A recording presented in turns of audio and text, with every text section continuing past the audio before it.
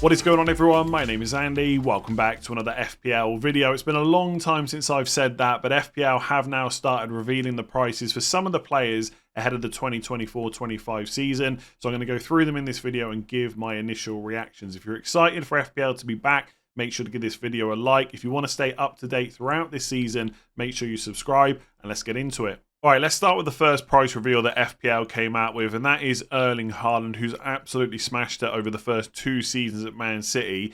And he is priced at £15 million, the most expensive player there has ever been in FPL. Even when the likes of, Ronaldo, Lampard, Henry, etc. were smashing it back in the day, they only went up to, I think, a maximum of 14 million. So FPL have put his price up even more than what it was last year, even though his points total wasn't quite so much. There's been a bit of mixed reaction about this. There was a lot of replies to my tweet this morning saying that's too expensive, but I really don't think it is. And the fact that he got less points last year shouldn't matter.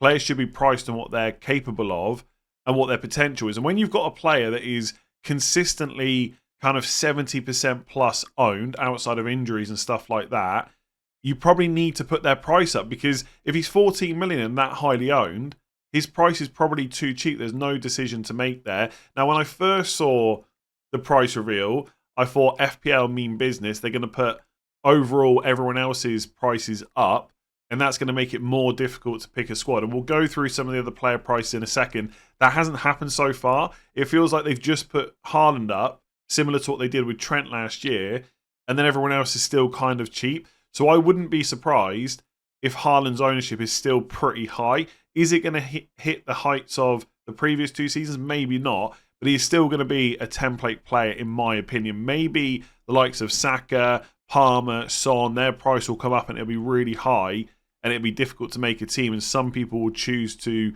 go without Haaland, but I think he's going to be in a lot of people's teams. Also, if I just quickly check here, this is on the Opta website. This is what I use for the fixtures video. Man City's games open in 5. Chelsea away is fairly tough. And they do have Arsenal at home in game week 5. So it's not like the opening fixtures are super easy. But then you look at game week 2, it's Ipswich at home, then West Ham away, Brentford at home. Like, are you telling me right now you don't want Haaland if he's fit and available, ready to go for Ipswich at home? It's going to be really hard to ignore him. So I think what's going to come about is, throughout pre-season, there'll be loads to talk about not going with him. And in the end, people will go with the narrative of it's better to start with him and take him out than it is trying to find 15 million for one of those forward spots. So my bet is most people, including myself, will have him, but maybe not quite as highly owned as previous years. If we have a quick look, I don't want to go into too much detail about this because obviously you need everyone's prices to form a proper opinion. But if we look at the last 2 seasons, it was 27 goals, 8 assists last year for 217 points.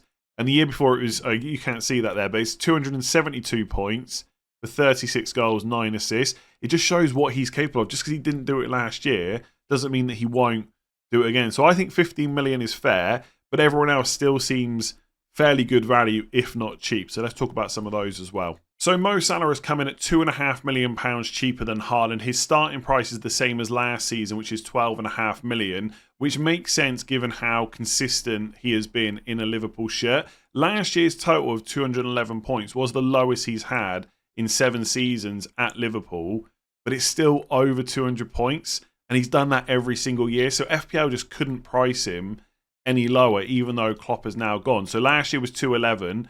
Before that, 239, 265, 231, 233, 259, and 303. There's no reason he can't hit over 200 points again. So I think it was correct not to reduce his price. It was probably also correct not to increase it, because I do think Klopp is going to be a big miss to Liverpool. There is going to be a transition period. And it's not like I expect Liverpool to now be competing for Europa Conference League places or anything like that, or struggling. I'm sure they're still going to be probably in the top 4, not even fighting for it. But there could be a little bit of a drop-off. There might be a new way of playing. He might prefer certain players over others. And of course, Mo Salah is going to start. I don't think there's any question marks over that. But it's everyone else as well. So whether or not we'll start with him really depends on everyone else's price, which I'm probably going to say a lot through this video, and how much you want to put Erling Haaland in. But as often happens for Liverpool, they have got a pretty good opening fixture, which is like Man City's Ipswich at home in game week 2. Liverpool have got Ipswich away game week 1. So I'm looking at the fixtures right now thinking Salah's probably going to be one of the best captain options that week. Then it's Brentford at home, United away, Forest at home and Bournemouth at home. So 3 home games first 5, none of them really that bad. And then Ipswich away, first game. And in terms of the difficulty of fixtures, Opta have got Liverpool as the best opening 5 game weeks. So it's going to be difficult to go without Salah. But of course, if you have Salah and Haaland, that's already 27.5 million of your budget gone. There are going to be enough enablers. So I like the price. I mean, to make it more difficult, they could have put it up. But I think given how they tend to price players and what happened last year, Klopp going, it's probably fair. So goalkeepers aren't usually that interesting to talk about, but FPL did release the price of 2 £5 million goalkeepers. That's Jordan Pickford at Everton and Fernandes Leno at Fulham, both of whom did really well last year. I think Jordan Pickford was the highest scoring goalkeeper. I'm just going to double check here. Yeah, he was, 153 points. Then it was Raya on 135. And Leno and Onana both joint third on 133 points. So it made sense that Pickford and Leno couldn't be 4.5 million. But also, I don't think it would have made sense to put them like 5.5 like you usually get with an Alisson or an Edison. I know Edison's almost like a meme in FPL, but they are the kind of players that usually hit those consistent highs. Whether, Fulham and Everton goalkeepers can do that again remains to be seen. But 5 million is probably a fair price point. With Leno in particular, Paulinho has now left. I believe it's been confirmed by Bayern Munich that he's gone there. So they will be weaker without him. It doesn't make them a complete avoid, but maybe a wait and see. And I think Everton were pretty good last year. And Jordan Pickford's a very good goalkeeper, as we've seen. So I'd still be tempted by him, but preferably if I can, I always like to put a 4.5 million goalkeeper in. So I'm hoping, I'm not sure who it would be right now, but I'm hoping someone at a already established club, so not necessarily a newly promoted side, comes in at 4.5 with decent opening fixtures. And then we can go from there. But yeah, 5 million goalkeepers. Not that interesting, but Jordan Pickford and Leno were both very good last year. It could be the same again this year. So we've got a couple of players that were midfielders last year that have now been converted to forward. So Kai Havertz comes in at 8 million for Arsenal, and Richarlison at Spurs is 7 million. Now with Havertz in particular, I don't believe that I owned him at all last season, despite how well he did. If I double check for Arsenal, I don't think he was the top scoring attacker. No, he was third for their midfielders on 180 points, but only 6 points behind Odegaard. And then Saka finished on 226. So Saka is the best Arsenal attacker because of penalties and stuff like that. But Havertz at 8 million as a forward could be interesting if Saka's priced quite high. Like in my opinion, Saka should probably be at least 10 million for what he offers. Like Arsenal, one of the best teams in the league. He's nailed on. He's on penalties. Like it's difficult to look past him if he's anywhere close to that Havertz price. But if it's slightly different, where there's a big gap, then I might be a bit more interested in Havertz this season than I was incorrectly last year. But obviously as a forward, he will get less points because he'll lose the clean sheets. And obviously Arsenal got a few of them last year, extra point for a goal and stuff like that. So I don't mind Havertz as an option. In terms of the fixtures for Arsenal, it's Wolves at home, Villa away, Brighton at home, first 3. Then it's Spurs away and City away. So as much as I've had like 3 Arsenal players the last few seasons, I don't know if that would happen this year. But I quite like Havertz's price. And Richarlison at 7 million, I think that's potentially a bargain. Like, towards the end of last year, Spurs were playing with, I can't remember, I think it was Son up front. And then you had Werner and Brennan Johnson. And Richarlison was injured for quite a lot of the end of the season. But when he was fit, he was starting quite regularly. He was let me just double check here. Yeah, he started last year at 7 million as well, but was a midfielder. So we'll get a few less points. But if he can stay fit and play as that number 9 in that Spurs team, I think it's a pretty decent price. Maybe, again, if we're going with the way FPL price plays, it was correct not to increase Richarlison's price. I think he can definitely offer more than 7, but we're still quite early on before the first deadline for Game Week 1, so Spurs might sign new players and stuff like that. But I really like that. I like both of those prices. They could be options, as always, not necessarily for Game Week 1. You don't have to lock every player in right now. We can make transfers and stuff like that. But I think they're both potentially really good prices. So next we've got some of the cheap defenders from the newly promoted side. So Taylor Harewood-Bellis comes in from Southampton at just 4 million. And I had a look at how many games he played last year, 46. Scored 2 goals, 4 assists as well. So looks to be pretty nailed on. Again, we got quite a lot of time until the first deadline. There might be new signings and stuff like that. If you're a Southampton fan, let me know in the comments below if there's any chance he doesn't play next year. but things are looking pretty good if you need that cheap enabler in your 15-man squad. For Ipswich, Leif Davis is a player that a lot of people have talked about even before the prices were announced, and he's coming at 4.5. Super attacking last year, 44 games, 2 goals, 21 assists. Absolutely ridiculous. Now, obviously, the step up to the Premier League is big. Ipswich are going to be one of the weaker teams in the league. It's going to be much more difficult to get those attacking returns. But there is potential there if the fixtures are right. Now, we've already said that Ipswich have got to play Liverpool and Man City in the opening couple of game weeks. But after that, so they're just at the top here. Fulham at home, Brighton away, Southampton away. So it doesn't get that much easier. Like first 4 game weeks, Liverpool at home, City away and Brighton away. There ain't many clean sheets there, and there's probably no attacking returns either. And I just think newly promoted, I've said this before, if you watch my channel for a while, you'd have heard me say this before. Back in the day when I first started playing, which is more than 10 years ago now, you'd look at these players, and Leif Davis at 4.5 would be super interesting because you'd need those cheap players. These days, you just don't. I'm going to assume from the prices I've seen so far, you're going to be able to get defenders from teams that are much better defensively for probably the same price. So unless Ipswich have got a really good run of fixtures, or Leif Davis is just as attacking as he was last year, it's going to be difficult to see where he fits in. But at some point, he may well do. We saw last year teams like Luton, etc., getting double game weeks. All of a sudden, the conversation changes. So I'm not writing him off or anything like that. I just don't see him in our game week 1 squads. And then Ricardo Pereira is a player that people have probably owned before from Leicester, 4.5 million. I was surprised he was only 30. Feels like he's been around for ages. But for him last year, 45 games, 4 goals, 3 assists. And Leicester are probably going to be the strongest team defensively that have come up from last year. It doesn't always work like that. But I looked at the goals conceded in the Championship. Leicester were 41, Ipswich 57 and Southampton 63. So Leicester much better defensively. Obviously, they'll have a new coach this year. To put that into perspective, Leeds and West Brom that didn't come up, 43 and 47 conceded. So Ipswich and Southampton were a lot worse. I've not looked at kind of XG against and stuff like that to see if there's something to be found from that. And obviously that's things we can do as we get closer to that deadline, start doing other videos. But Ricardo Pereira potentially the best option out of this lot. But I guess Taylor Harewood Bellis, got to get these names correct, at 4 million is probably the enabler right now. But there'll be more £4 million defenders to talk about, I'm sure. So at the time of recording, FPL have revealed the prices of 3 6.5 million midfielders. So you got Nkunku at Chelsea, March at Brighton, and then Neto at Wolves. I think Nkunku is a bit surprising because last year he came in as a forward at 7.5. And obviously because of injuries, we barely saw him play whatsoever. I think converting into a midfielder, given where he played when he actually came on for Chelsea, is probably fair, even though the sample of games was very small. It does look like Nicholas Jackson, unless they make new signings, will be their number 9. And obviously he did pretty well for his first season in the Premier League as well. So converting to a midfielder, probably fine. I don't really get the price drop. Like at 7.5, given what he'd done before he came to Chelsea, it already seemed pretty cheap. And obviously we've got nothing to go on so far because he was just so injured last year.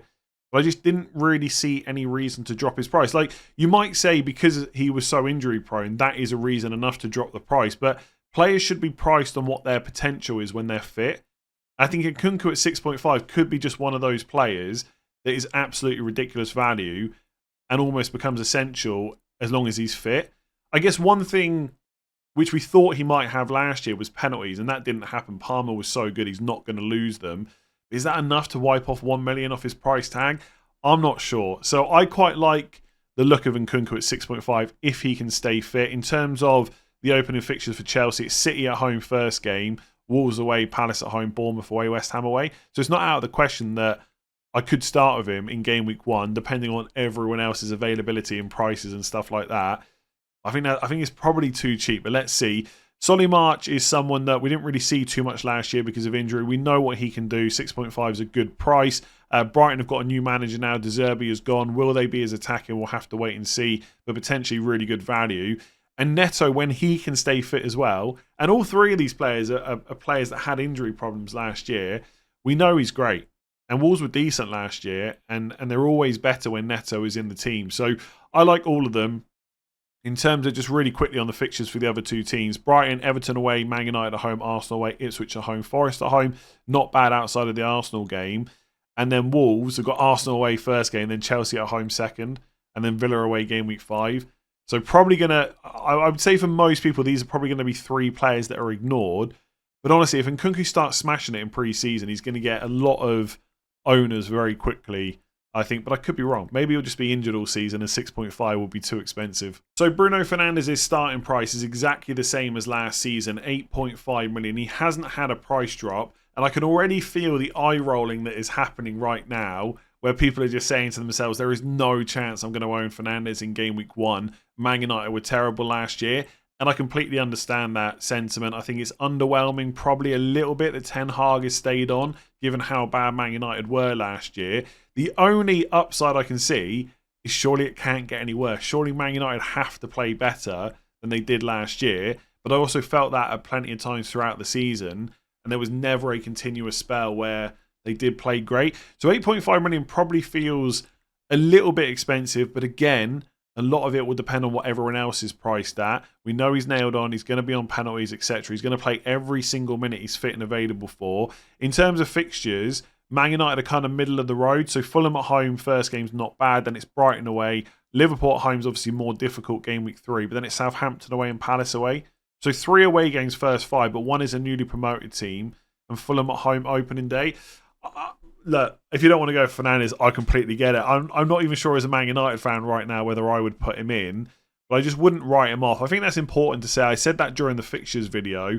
Just don't write anyone out. Like, I've already seen people, this player is definitely locked in my team. I'm definitely avoiding that player.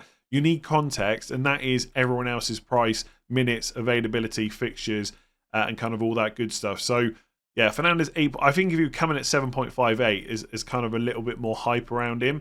But 8.5, I think, for most people is just going to make them wait and see instead. So we've had 2 7.5 million forwards revealed so far. Jean-Philippe Mateta for Crystal Palace and Ivan Toney at Brentford as well. As someone that always thinks the prices are too low, I've got to be honest, when I first saw the price for Mateta, I felt like it was probably a little bit high compared to what other players will be. But also I had to remind myself that he had a great season last year and Crystal Palace under Glasner did a lot better. And if I just bring Mateta up here, he scored in total 16 goals and 7 assists. I think if I was on a quiz for FPL and someone asked me how many goals Mateta scored, I don't think I would have gone anywhere near 16. I know he did really well, but I would have probably said like 10 or 11. So 16 goals, 7 assists, 165 points. Very good. And for that reason, FPL are probably right to price him at 7.5. And I'm wrong to say that's anywhere near too high. Whether or not he can repeat that this season, we'll have to wait and see. Obviously, Crystal Palace have lost Elise as well. Still got Eze, fantastic player. But I think when they had Eze and Elise on the pitch, let me get my words out properly, they just look fantastic. So whether or not they'll replace Elise and how they set up, we'll have to wait and see. But Mateta could be pretty decent. I just need to double check the fixtures here. Crystal Palace are quite decent fixtures. Brentford away, West Ham at home, Chelsea away, Leicester at home, Man United at home. So first 4 or 5 are not that bad. And I can't sit here and say that Man United is a tough fixture because it definitely wasn't last year. So Mateta pretty good. Ivan Toney currently away with England, absolutely smashing it. He's got a final to play yet before he even goes training for Brentford and pre-season and stuff like that. Will he even be at Brentford? We don't know. I think most people would not be surprised if he moves. I'm just not sure where it's going to be.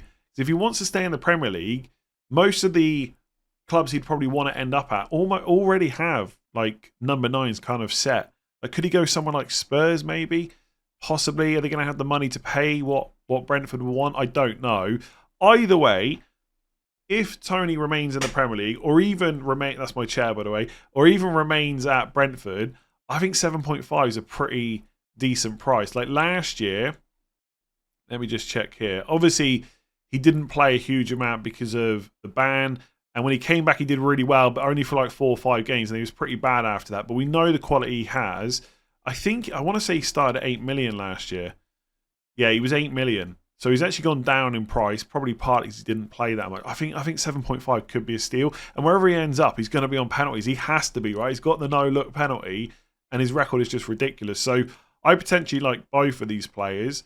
Will there be a spot for them? If you want Haaland, maybe not. let's wait and see. And then we've also got a couple of 7.5 million midfielders as well. So Jarrod Bowen for West Ham and then Anthony Gordon for Newcastle as well. I can't actually remember how many points Jarrod Bowen finished on last year, but I think 7.5 million is a price increase from last year. Let me just have a double check if I can get his price up properly.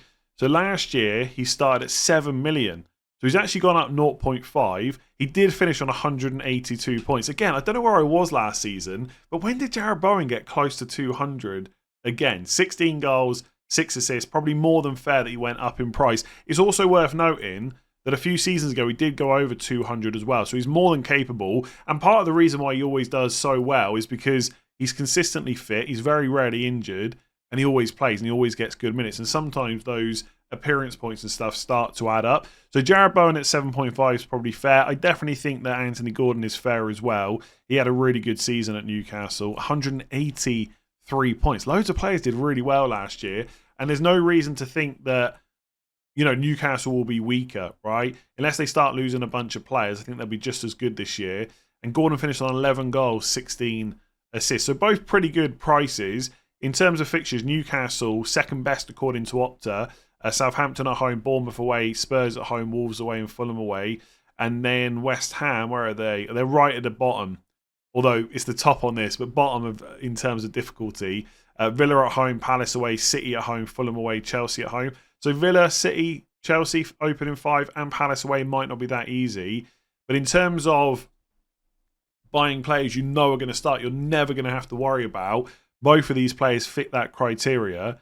And they got a bunch of returns last year. So it's a pretty good price. Obviously, if you look at it compared to like Fernandes, it's $1 million less. Neither of these players take penalties.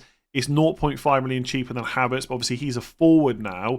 So there is a good bit to think about. It would just be really interesting to see what the prices of the likes of Saka and Palmer are. Because if they're high, it does maybe become a bit more difficult to build a team. That's all the price reveals I'm going to go through in this video. There might be a few more that get released after I record this, but there's got to be a cut-off somewhere, and I'm sure I'll do more price reveal videos over the next couple of days and try to cover as many players as possible. If you're still playing Euro Fantasy, my final team selection for the final will be out tomorrow. Otherwise, it's all FPL from here on out. So make sure you subscribe, hit that like button, and I'll catch you again very soon.